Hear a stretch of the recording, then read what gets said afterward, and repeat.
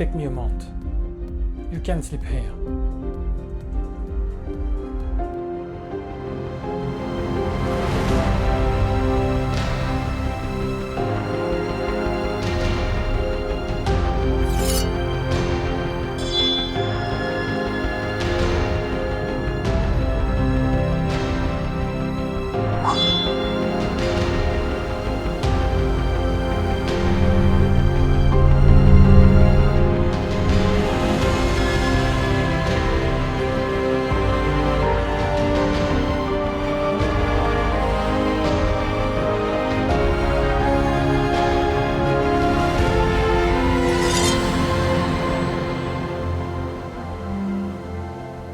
Yellow-haired warrior. Go. Yeah, whatever. Hey! What about the neighbor? Come back! It took me a month to make this thing.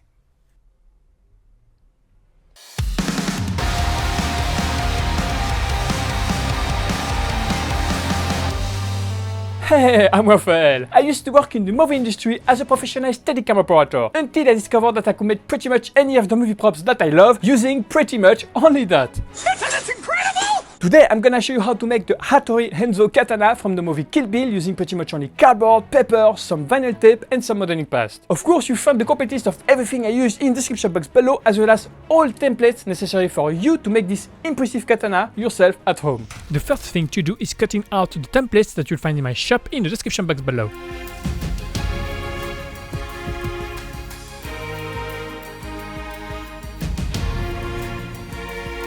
Next, using a regular glue stick, glue all of them on your cardboard.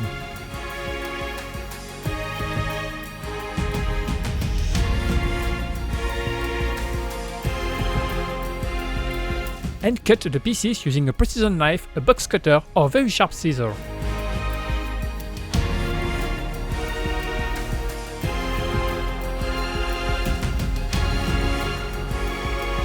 You'll have to do that for all the following pieces of this tutorial. First, cut the pieces number 1, 2, 3, 4 and 5 and glue them on the edges here using a hot glue gun. To do so, you can use any type of hot glue gun. I'm using a cheap one that I bought from Amazon. Of course, I put the link to it in the description box below as well. Remove these small triangles here with your precision knife. Cut the pieces number 6, 7, 8, 9 and 10. The same way, glue them together on the edges here. Remove the triangles and apply white glue on the reverse side. I'm using wood glue here, but you can use any type of PVA glue, it will work just fine.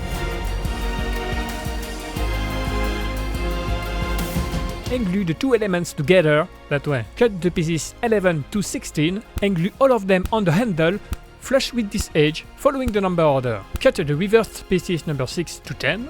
The same way, glue them on the edges and remove the triangles. Cut the reversed pieces number 11 to 16 and glue all of them on the handle the same way you did for the opposite part.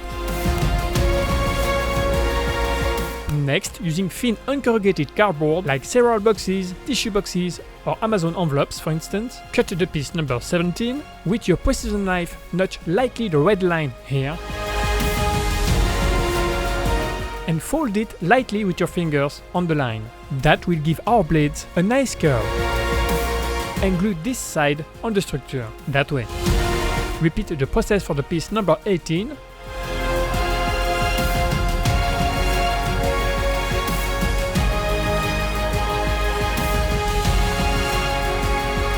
As well as for the piece number 19.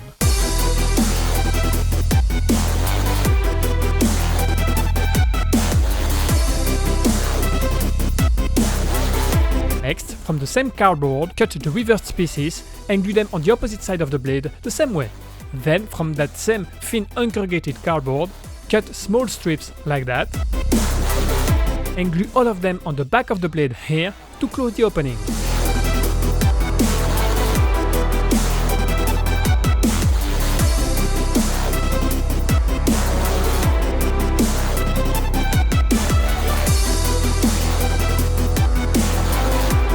And with your precision knife, remove what exceeds.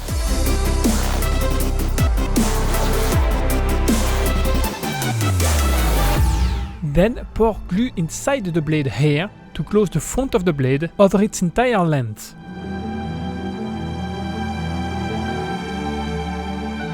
Next, cut the pieces number 1, 2, 3 for the scabbard, fold them on their lengths to give them a curve. Cut the pieces number 4, 5 and 6 and glue them inside the pieces number 1, 2 and 3 between the red lines.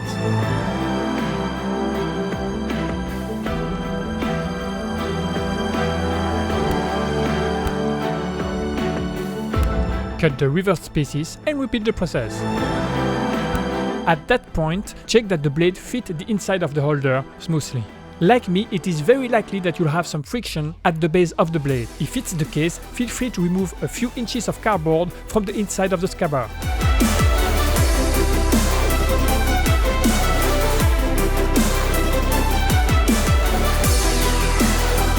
And now we're going to apply some black vinyl inside of the scabbard. That will allow the blade to move inside it without too much frictions. Don't forget that I put the links to get these vinyl rolls in the description box below.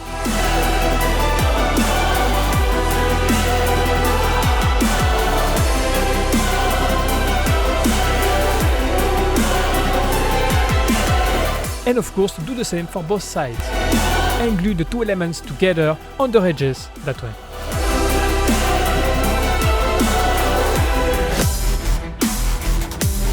Next, apply a layer of modeling paste on the entire katana. That's gonna help us to smooth out all uneven surfaces.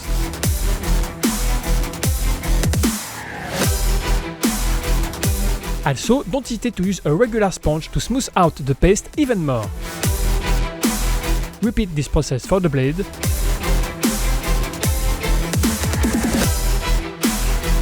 And for the scabbard.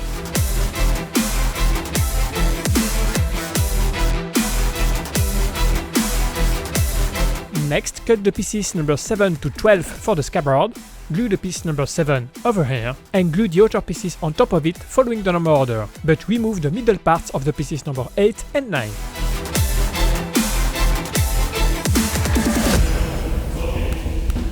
And of course cover it with modeling paste as well. But pay attention to leave the hole empty. Also, with the tip of a pen, make several dots on both sides of the handle. The idea here is to make a pattern that is similar to the real one, as you can see on the reference picture here. So at this point, you may notice that your sword is a little bit too flexible due to the added weight of the modeling paste. If that bothers you, just make a hole into the blade.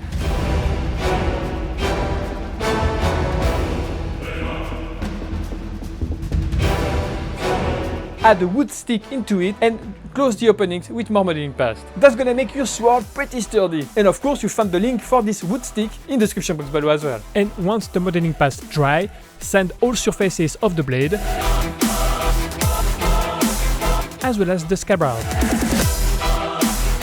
Next, using the same thin uncorrugated cardboard you used to cover the blade, cut several pieces 20 and 21, glue them on top of each other, darken the extremities with a pencil, and glue both of them on the side of the handle over here.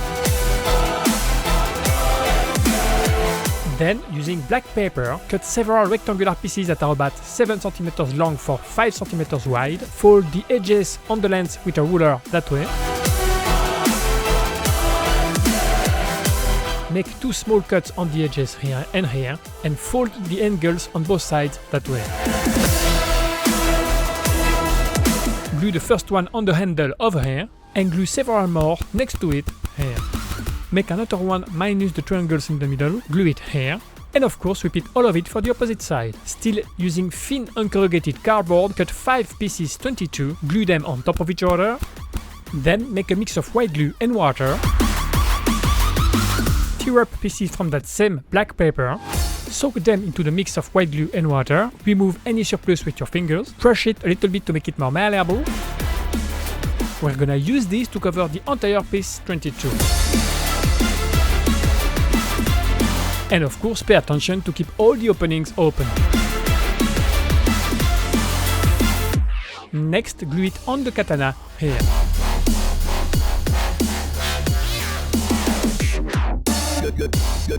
The same way, cover the bottom of the handle with more black paper.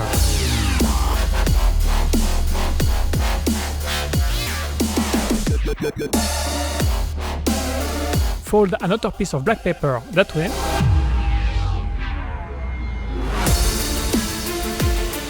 And glue it over here. and do the same for the opposite side. Next, cover the sword with chrome vinyl. Don't forget that I put the Amazon links to get these in the description box below. First, cut a strip the length of your blade but much wider, remove the adhesive protection and glue it on one side of the blade on its entire length. And remove what exceeds on the edges.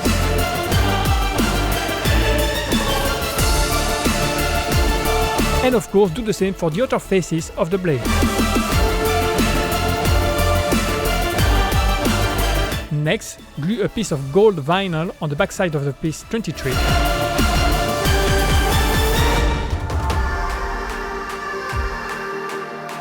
Cut out the middle of it and glue it on the guard here. Cut another piece of thin uncorrugated cardboard that is about 3 cm wide, wrap it with gold vinyl as well,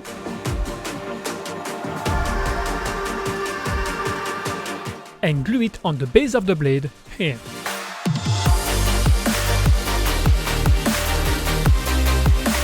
Next, still using gold vinyl, make some design on the handle that way.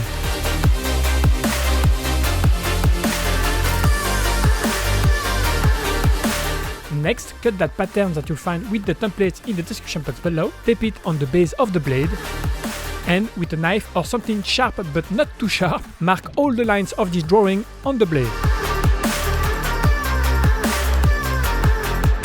Next, I used cheap aluminum tape that I bought from Amazon to make the sharpness pattern of the blade. Now, that step is kind of optional, as I think the blade looks already great without it. But as I'm trying to make an almost perfect replica, I felt like I had to do it. So if you want to do it too, cut a few strips like that, define the edges with a precision knife in wave, that way, sand lightly the surface of them with sandpaper,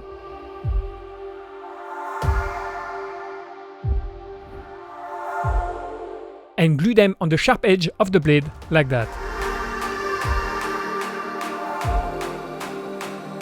Afterwards, cover the outside of the scabbard with more black vinyl.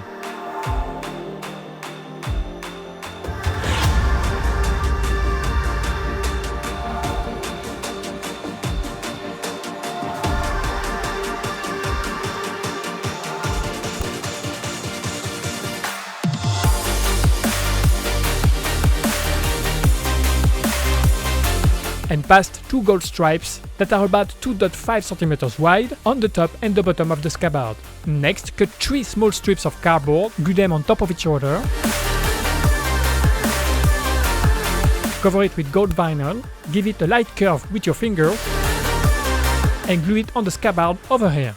And glue another one on the tip here, but with black vinyl. Then cut the piece number 13, make it more malleable with your fingers,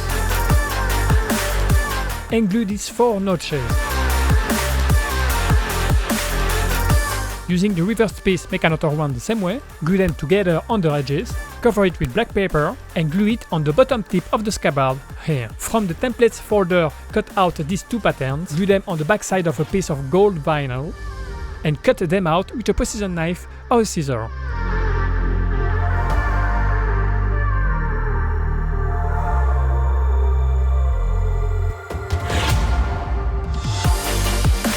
Past that pattern over here, and the second one here.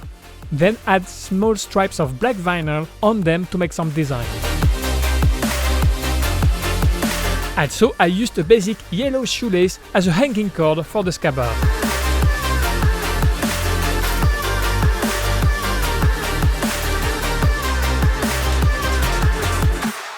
I also applied a layer of a glossy varnish on the handle and the guard to make it more shiny. Next, cut the pieces 1, 2, 3, 4 and 5 from the pedestal templates folder, glue all of them in the middle of the piece number 1, following the number order flush with this edge. Using the reverse template, make the reverse side the same way, and glue both elements together in the middle here. Cut 2 pieces number 6, glue them on top of each other, make 2 the same way, and glue them in the holes here. And the same way you did for the katana, cover it with modeling paste, smooth out the surfaces with sandpaper, and cover it with black paper or any colored paper you'd like.